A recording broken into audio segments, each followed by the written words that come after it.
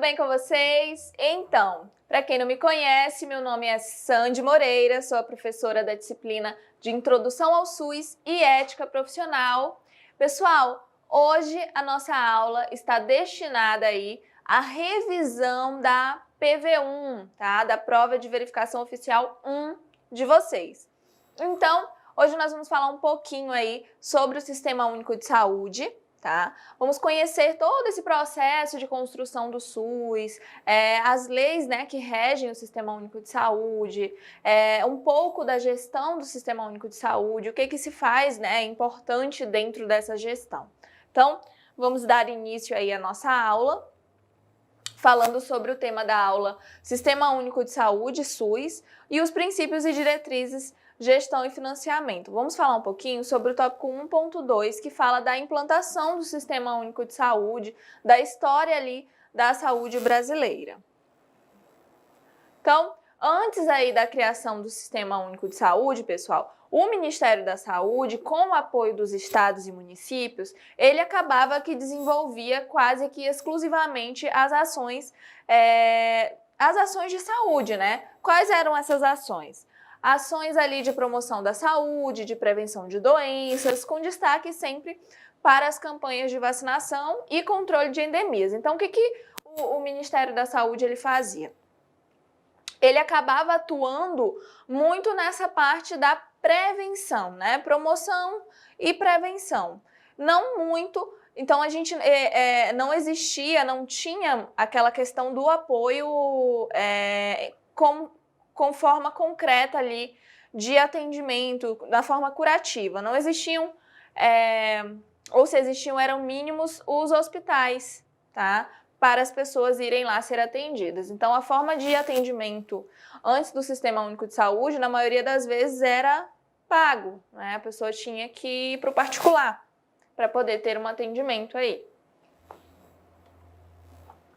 Todas essas ações, pessoal, elas eram desenvolvidas aí sempre com um caráter universal. O que significa isso? Significa que não podia ter ali nenhum tipo de discriminação com relação à população beneficiária. Então, quando se fala em atendimento, até hoje a gente tem esse caráter de atendimento universal no Sistema Único de Saúde. E mesmo antes dele, já tinha aí essa questão do atendimento universal. Então, se tivesse em solo brasileiro, todas as ações prestadas pelo Ministério da Saúde eram oferecidas a todas as pessoas que estão ali, né, que estivessem em solo brasileiro. Um conjunto de datas, eles marcaram aí ao longo do caminho da constituição do Sistema Único de Saúde como a principal política pública de saúde brasileira. Então, antes da construção do SUS, existiram aí algumas políticas públicas que pavimentaram essa construção, né, do Sistema Único de Saúde. Por quê? Porque foi através dessas políticas públicas que foram se enxergando aí a necessidade de oferecer os serviços de saúde para a população, né? Prestação de serviço de saúde para a população. E aí, as datas são marcadas como momentos aí de definição das políticas governamentais, que são traduzidas em legislações específicas que, de alguma forma, justamente pavimentaram aí o caminho para o SUS. Então, nós tivemos a criação das caixas de aposentadoria e pensão, que são as CAPs, que foi criada lá em 1923 através da Lei Eloy Chaves, tá? E aí, essa lei ela veio apenas conferir um estatuto legal a uma iniciativa que já existia das organizações dos trabalhadores por fábricas, tá? Então, os trabalhadores das fábricas, eles estavam reivindicando os seus direitos com relação à aposentadoria, pensão e ao atendimento, né, assistência médica. E aí, através da Lei Eloy Chaves, que foram criadas as CAPs, que são as caixas de aposentadoria e pensão, que era para beneficiar esses trabalhadores das fábricas, visando sempre garantir justamente a pensão em caso de algum acidente ou afastamento do trabalho por doença, tá? E uma futura também a aposentadoria. Então, como que funcionava as CAPs? Dentro das CAPs, os trabalhadores, eles precisavam ali retirar 3% do salário, como se fosse um cofrinho. E aí ele tirava 3% do salário para se destinar ali às CAPs, né, que eram as caixas de aposentadoria e pensão. O empregador retirava ali 3% referente ao salário que ele pagava ao empregado e o governo, da mesma forma, mais 3%. E aí se formavam ali as CAPs, que eram as caixas de aposentadoria e pensão. Com isso, o trabalhador ele tinha direito à aposentadoria e pensão e à assistência médica, tá? E aí, com as caixas, surgem as primeiras discussões ali sobre as necessidades de se atender às demandas dos trabalhadores. Então, os outros trabalhadores começaram a perceber as necessidades, começaram a querer também participar, querer ter seus direitos assegurados. E aí, através das CAPs, começaram aí muitas discussões sobre isso. E nascem nesse momento complexas relações entre o setor público e o privado, que persistirão aí no futuro Sistema Único de Saúde. Então, até hoje, a gente tem essa relação um pouco complexa entre o setor público e o setor privado, tá? E aí, nós tivemos a criação dos Institutos de Aposentadoria e Pensões, tá? Que são os IAPs, que foi criado lá em 1932. E os IAPs, pessoal, eles foram criados no Estatuto do Novo Getúlio Vargas, tá? No Estado Novo de Getúlio Vargas. E os institutos, eles podem ser vistos aí como uma resposta justamente por parte ali do Estado, né? As lutas e reivindicações dos trabalhadores no contexto ali da consolidação dos processos de industrialização e urbanização brasileiros. Então, o que acontecia? Vocês viram que com o CAPS, os trabalhadores das fábricas, eles começaram a exigir seus direitos e foram assistidos. Os outros trabalhadores de outros estatutos ali, eles começaram a reivindicar os seus direitos, tá, em 1932, e aí, a partir daí, foram assistidos com os IAPs, que são os institutos ali de aposentadoria e pensões, tá? E aí, pessoal, acentua-se aí o componente da assistência médica, começaram a dar mais destaque para a assistência médica, em parte por meio ali dos serviços próprios, mínimos, e principalmente por meio da compra dos serviços do setor privado. O que acontecia? O governo ele comprava os serviços do particular, por exemplo, um hospital particular, para atender aqueles trabalhadores que eram assistidos ali pelo IAPS, tudo bem? E aí, só tinham seus direitos assegurados pelos IAPs os trabalhadores formais, tá? Os trabalhadores que tinham ali carteira assinada.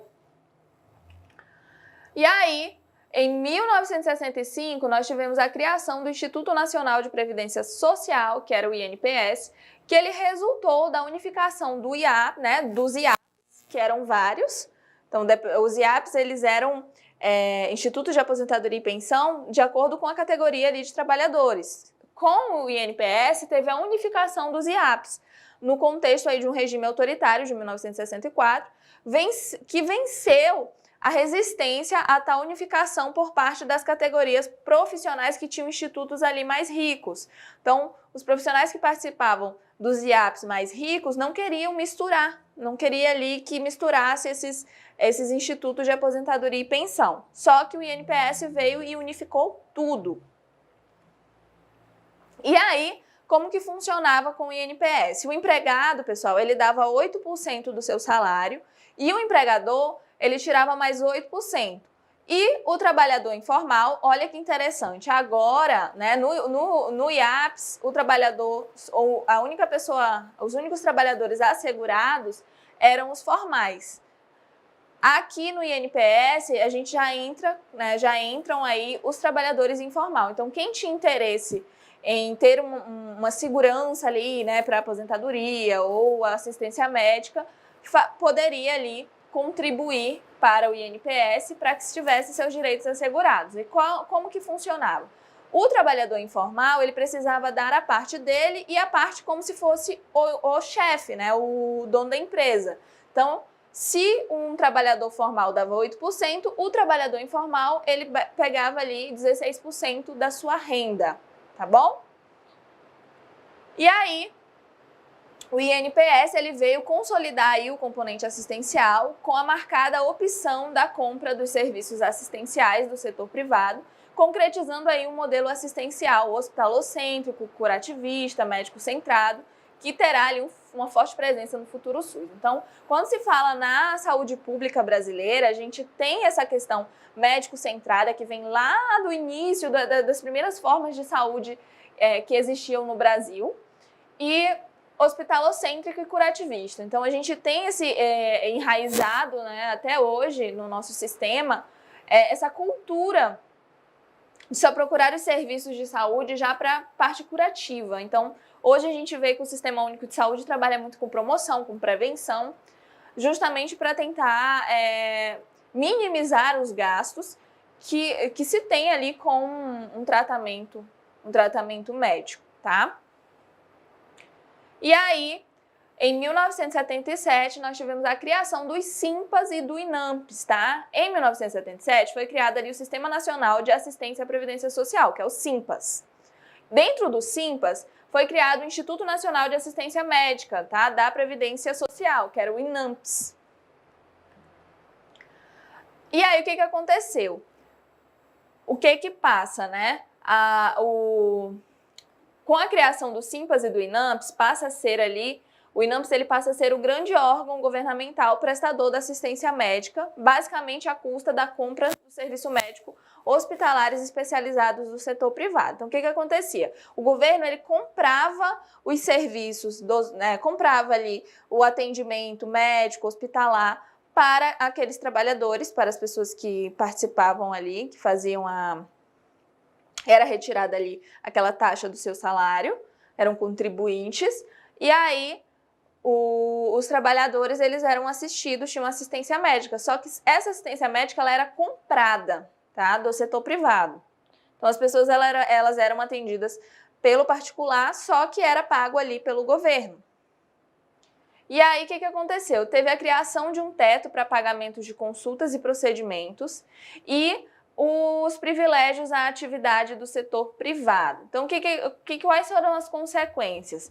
Acabaram que o governo ele exagerou com essas compras de serviço e foi acabando o dinheiro. E isso não foi bom. E aí, a intensa participação social deu-se logo após o fim da ditadura militar, iniciada lá em 1964, e consagrou aí uma concepção ampliada de saúde. Então, na 8ª Conferência Nacional de Saúde, em 1986, teve aí o princípio da saúde como direito universal e como dever do Estado, e princípios estes que seriam plenamente incorporados aí na Constituição de 1988, que foi a Constituição Federal, que foi onde foi construído ali o Sistema Único de Saúde. Antes da construção do SUS, em 1988, nós tivemos a criação do SUDES, em 1987. E ele trata-se de um momento marcante, né? O SUDES é o Sistema Unificado e Descentralizado de Saúde. E ele trata-se de um momento marcante. Pela primeira vez, o governo federal ele começou a repassar ali os recursos para os estados e municípios ampliarem ali as suas redes de serviço, também prenunciando aí a municipalização que viria com o Sistema Único de Saúde, o SUS. E aí, nós podemos localizar no SUDES os antecedentes mais imediatos, assim, mais próximos da criação do Sistema Único de Saúde. Então, a gente teve aí com a Constituição Cidadã, que estabelece a saúde como direito de todos e dever do Estado. Então, a saúde passa a ser dever ali do governo federal, dos municípios, dos estados brasileiros, tá? E o Distrito Federal. Então, todos têm aí a obrigação de oferecer a saúde para todas as pessoas que estão em solo brasileiro, tudo bem? Isso de uma forma de caráter universal, descentralizado, né, com equidade, sempre respeitando ao máximo o paciente.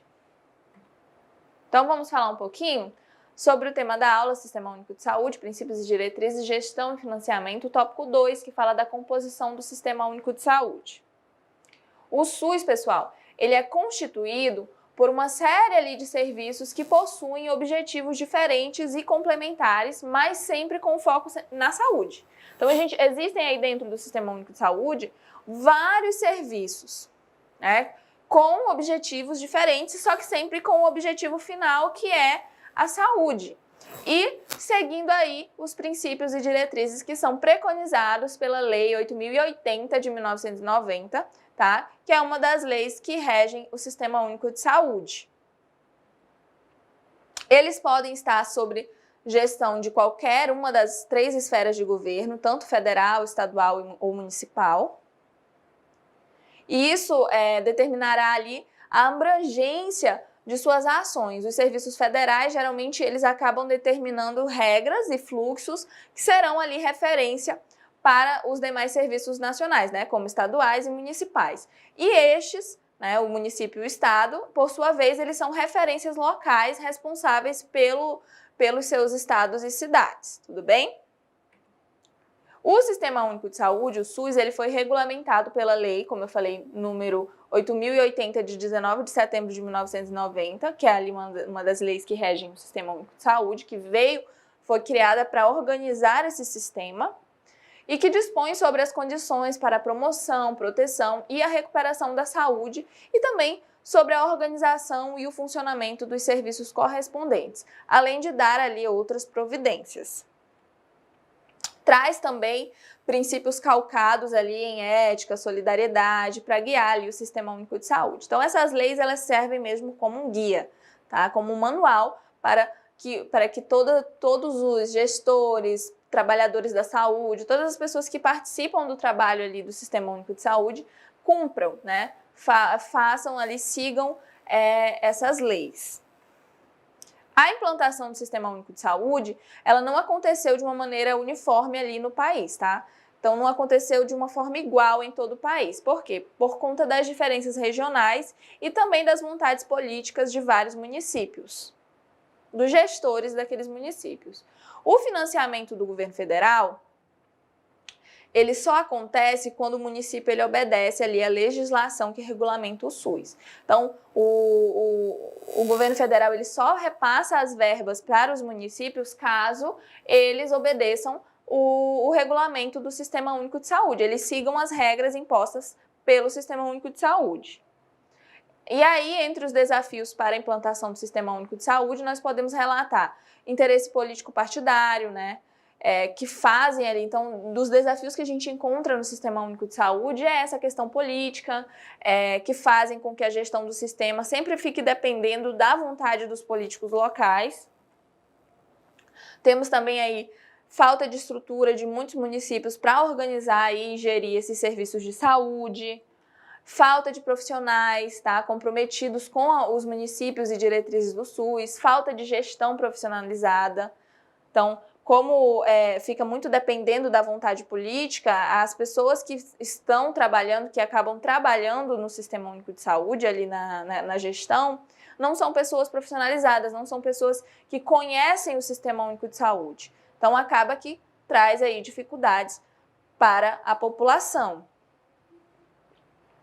Nós também temos ali a baixa participação social no controle do sistema, então filas de espera para serviço especializado, entre vários outros problemas a serem superados. Nós temos muitos problemas no Sistema Único de Saúde, não são poucos, são muitos. E a maioria se deve ali, na verdade eu acredito que o problema do Sistema Único de Saúde é a falta de gestão, uma gestão incapacitada. E aí, os seguintes serviços compõem o sistema. Instituições de pesquisa são responsáveis, né, pelo desenvolvimento da pesquisa científica em diversas áreas. Então, nós temos aí problemas de saúde mais prevalentes no país. Avaliação dos serviços do SUS. Essas instituições de pesquisa, elas pesquisam ali sobre os problemas de saúde mais prevalentes, sobre a avaliação do serviço do SUS, sobre a formação de pesquisadores, desenvolvimento de novos medicamentos e tratamentos, vacinas, novas tecnologias, entre outras. Também é observado os institutos de controle de qualidade, laboratórios farmacêuticos, agências reguladoras, como exemplo a Anvisa, laboratórios da análise clínica, serviços, né, ou equipamentos de assistência direta à saúde e escolas técnicas do SUS também. Além desses serviços, a lei ela prevê que os serviços ligados diretamente ali às Forças Armadas, como o Exército, Aeronáutica, Marinha, eles podem ser também integrados à rede pública, mas o seu foco principal é oferecer assistência de saúde aos militares e os seus familiares. Vamos falar um pouquinho sobre o tópico 3, a legislação, né, que fala sobre a legislação do tema da aula Sistema Único de Saúde, SUS. Em 1987, o movimento pela reforma sanitária, ele seguiu ali, ele conseguiu intervir nas resoluções da Assembleia Nacional Constituinte, inscrevendo um capítulo exclusivo referente ali à saúde e à Constituição de 1988, instituindo o Sistema Único de Saúde, né? Criando o Sistema Único de Saúde, definindo ali como uma nova formulação política e organizacional para a reorganização dos serviços e ações de saúde no Brasil. Então, a saúde ela é direito de todos e dever do Estado e é garantido mediante políticas sociais e econômicas que visem a redução dos riscos da doença, dos outros agravos e também o acesso universal e igualitário às ações e serviços para sua promoção, proteção e recuperação da saúde. Outras leis e decretos, eles foram promulgados ali após as LOs, tá? Que são as leis ali que organizam o sistema, as leis que organizam o Sistema Único de Saúde, né? E sempre com o objetivo de aprimorar a organização e a gestão do sistema. A construção da saúde, ela não é responsabilidade única do Sistema Único de Saúde, mas que todos os setores ali da sociedade, eles devem sim participar ativamente do processo de construção de saúde, porque as condições de vida, elas são fundamentais para elevar o nível de saúde da população. Então, educação, meio ambiente, todas as outras secretarias que existem nessa organização dos sistemas, né, do nosso país, eles também fazem parte e têm que estar ali ativamente contribuindo para a saúde da população. Passaram-se aí, após a criação do Sistema Único de Saúde, né, 2 anos até que o SUS fosse regulamentado pela Lei nº 8.080, 19 de setembro de 1990, que criou e estabeleceu as regras gerais ali para a organização e gestão do Sistema Único de Saúde. E aí nós temos também a Lei nº 8.142, de 28 de dezembro de 1990, e ela dispõe sobre o controle social e também o repasse das verbas para os municípios, né? O que o governo federal tem que repassar para os municípios. E essas duas leis juntas, elas são ali denominadas as Leis Orgânicas de Saúde, tá? As LOs. Então, vamos falar sobre o tema da aula, o SUS e o atendimento, sobre o tópico 1, os aspectos fundamentais. Com a concretização ali do Sistema Único de Saúde, é um projeto que envolve todo o Brasil e todos os profissionais da área de saúde, tá? Então, quando se fala da construção do SUS, da concretização do SUS, envolve ali todo o país. Todos estão ali envolvidos, inclusive os profissionais da saúde. Por maiores que sejam ali os esforços desses envolvidos, as dificuldades elas sempre persistem em acompanhar ali esses avanços e, consequentemente, podem ali comprometer o atendimento da equipe. O cuidado com a saúde ele é responsabilidade de todos os profissionais envolvidos no contexto saúde e não apenas ali de uma especialidade ou outra. Então, todos que estão envolvidos nesse processo, tanto na parte de gestão quanto na parte ativa ali de atendimento à saúde, estão responsáveis por esse Sistema Único de Saúde, tá? Portanto, é preciso ampliar ali o conceito e a ideia e a operacionalização dos serviços de saúde. Podemos dizer que as políticas de saúde elas são propriedades dos governos e não da sociedade. Então, existem várias políticas de saúde, tá? Dentro do Sistema Único de Saúde. E elas são propriedades dos governos, da gestão. É importante consolidar ali um modelo de atenção à saúde focado em relações mais horizontais entre o sistema de saúde e o usuário, né? Que tenha uma comunicação mais fácil. Então, Falando aí sobre o tema da aula, o SUS e o atendimento, vamos falar um pouquinho sobre o tópico 2, que fala um pouquinho ali dessa evolução do Sistema Único de Saúde. Então, ele foi ampliado, né, o modelo do SUS, tendo como referência a saúde e a doença em uma visão ali de coletividade. Então, sempre se pensa no coletivo, quando você vai relacionar a saúde ou a doença. Sendo assim, os princípios e diretrizes, eles foram pensados e discutidos para guiar e organizar ali o trabalho de todos os envolvidos na construção e operacionalização do sistema. Pode-se dizer que esses princípios e diretrizes, eles são a filosofia do Sistema Único de Saúde, tá? Quando se fala na filosofia do SUS, são os princípios e diretrizes. As equipes que prestam assistência direta à população, eles devem conhecer esses conceitos, tá? Esses princípios e diretrizes, utilizando-os como norteadores ali de suas ações cotidianas. Então, você precisa, você como trabalhador da saúde, precisa saber reconhecer e colocar em prática esses princípios e diretrizes. Por exemplo, durante ali o acolhimento às pessoas, às suas demandas de saúde, garantindo sempre o acesso da população ao serviço, ao tratamento de uma forma humanizada, que é um dos princípios. O papel do gerente, né, que é liderar as equipes para a prestação de cuidados qualificados em consonância com os princípios do Sistema Único de Saúde também. Então, os gestores também precisam seguir esses princípios e diretrizes. A gestão, ela pode ser definida como o processo ali de administrar recursos, como características diversas, como meio para resolver problemas e alcançar objetivos e metas que são estabelecidos, sempre com foco no resultado final. Então, quem vai fazer parte da gestão do Sistema Único de Saúde sempre precisa pensar em oferecer o melhor para a população. Então, gerir ali algo parte do pressuposto de que necessidades ou problemas foram identificados e precisam ser resolvidos. Então, as pessoas que, né, os gerentes, os gestores do SUS, eles precisam resolver os problemas, minimizar esses problemas. E aí, falando sobre o tema da aula, o SUS e o atendimento, o tópico 3, o papel dos gestores, cabe aos gestores públicos do SUS uma imensa responsabilidade que é compartilhada não somente entre seus pares. A gestão pública, ela é responsabilidade de todos têm participação, todos são responsáveis pela gestão do Sistema Único de Saúde.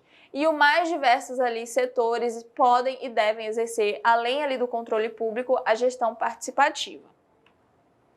Os profissionais de saúde, entre eles os gerentes dos serviços, são peças fundamentais no processo de gestão, devendo ali conhecer o sistema para ajudar a geri-lo por meio da ação cotidiana. Sem uma gestão, não existe a operacionalização que faz o sistema de saúde acontecer. Se você não tiver um gestor, nada vai acontecer. Se não tiver organizado o processo, as coisas não vão andar ali no dia a dia da população. E aí o gestor ele precisa sempre estar realizando atendimentos, sempre organizando para que nunca falte os atendimentos e ações de saúde. As atribuições dos gestores, elas são diferentes e causam impacto na responsabilidade microsanitária, que consiste ali em fazer com que os serviços e equipes eles se comprometam com a população sobre a sua responsabilidade, criando sempre a possibilidade de cuidados integrais e vínculos com a comunidade. Então vamos falar um pouquinho sobre o tópico 4 do tema da aula SUS e atendimento, que é a definição da atribuição pela Lei Orgânica de Saúde. A Lei Orgânica de Saúde, ela estabelece ali no seu artigo 15 algumas atribuições comuns às 3 esferas de governo de maneira abrangente. Atribuições comuns à União, aos estados, ao Distrito Federal e aos municípios, em seu âmbito ali administrativo. Então, a gente tem o estabelecimento ali, né? Eles precisam fazer o estabelecimento das instâncias e mecanismos de controle, avaliação e fiscalização da assistência de saúde. Os gestores eles precisam fazer o gerenciamento desse recurso financeiro que é anualmente destinado à saúde, que é repassado. Eles precisam fazer o acompanhamento, a avaliação, a divulgação das condições de saúde da população e do meio ambiente. Precisam também fazer criação de normas técnicas, padrões de qualidade e parâmetros ali de custos próprios à assistência à saúde. Precisam fazer elaboração e constante atualização do plano de saúde, elaboração da proposta orçamentária do SUS, de acordo com o plano de saúde. elaboração ali de regras que regulam as atividades dos serviços privados né, de saúde, levando sempre em conta a sua relevância pública, realização de pesquisas, de estudos na área da saúde, fomento ali, coordenação e execução de projetos estratégicos emergenciais, participação também na elaboração da política e na execução das ações de saneamento básico, bem como ali colaboração e proteção na recuperação do meio ambiente. Também precisam fazer participação efetiva na política de formação e desenvolvimento dos recursos humanos para a área da saúde, precisam sempre estar fazendo articulação junto aos órgãos de fiscalização e outras atividades representantes da sociedade civil. A Lei Orgânica da Saúde, elas prevêem aí, né, prevê que os serviços privados de saúde eles podem fazer parte do SUS em um caráter complementar, né? Hoje, antes a gente viu que antes do SUS, os serviços de saúde privados, né, a compra do serviço particular era muito realizada. Então, os serviços oferecidos, na maioria das vezes, eram comprados e hoje não. Eles têm caráter complementar. Caso não tenha ali possibilidade de fazer um exame ou uma cirurgia ou algo do tipo dentro dos hospitais públicos. Aí se utiliza dessa compra desses serviços particulares. E isso significa que quando os equipamentos públicos não conseguirem aí atender a demanda dos cuidados à população, podem se estabelecer convênios entre o SUS e os serviços privados para que estes ofertem ali uma assistência necessária. Pessoal, então hoje a nossa aula vai ficando por aqui.